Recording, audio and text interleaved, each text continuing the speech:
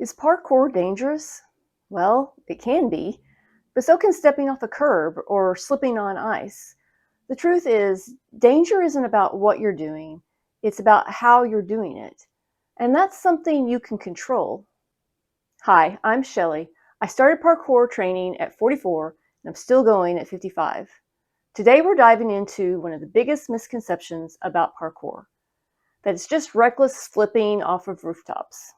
The fact is, parkour is only as dangerous as you make it. And for those of us in our 40s, 50s, 60s, and beyond, you can absolutely do it safely. In parkour, you're always in control, and you're the one making the decisions. You decide how high to jump, how far to leap, and when to stop.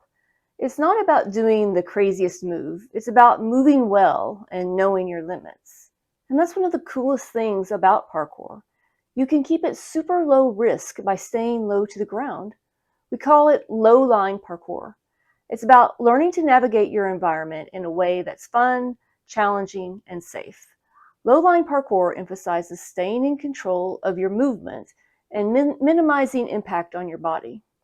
Instead of big jumps or explosive leaps, the focus is on maintaining constant contact with surfaces through pulling, pushing, and rotating your body toward your next position.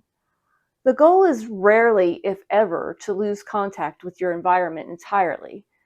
At its foundation, low-line parkour is built on quadrupedal movement, or moving on all fours.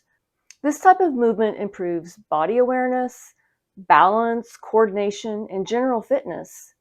It also forms the basis for essential skills like vaulting, climbing, rolling, and even spinning or pivoting on different parts of your body to adjust direction and maintain flow. Your hands play just as an important role as your feet in low-line parkour. They guide your direction, control your momentum, and allow for precise adjustments as you navigate obstacles.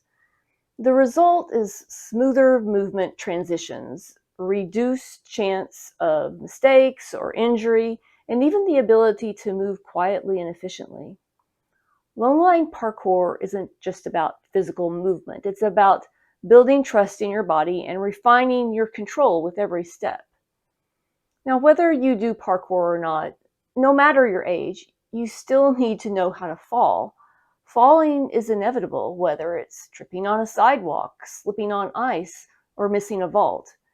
In parkour, we don't just learn the moves, we learn how to bail, how to turn an accident into a safe landing. I once came across a woman on a hiking trail who broke her ankle stepping on a rock. And a friend of mine broke her ankle just stepping off a curb in a parking lot. And my aunt slipped on ice and broke her kneecap.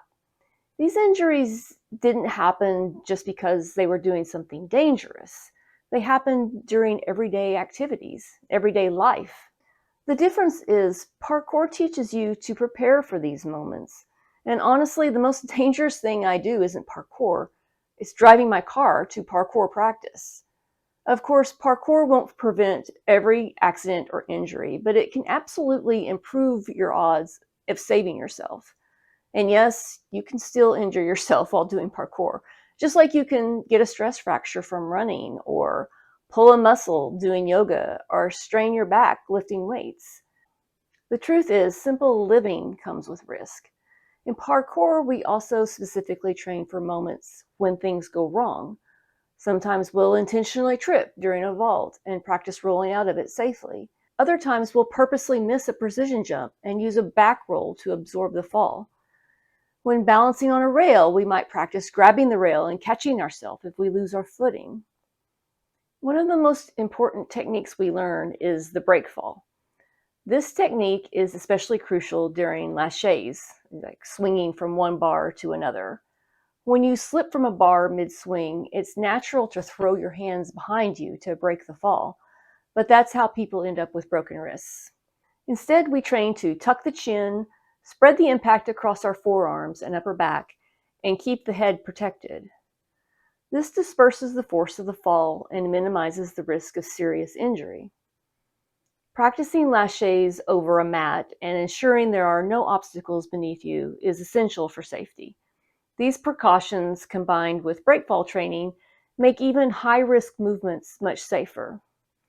But you don't have to do laches. You can choose to skip them entirely or start with smaller, low-risk versions close to the ground. Maybe you begin by simply hanging from a bar to build grip strength, and then you might add a gentle swing.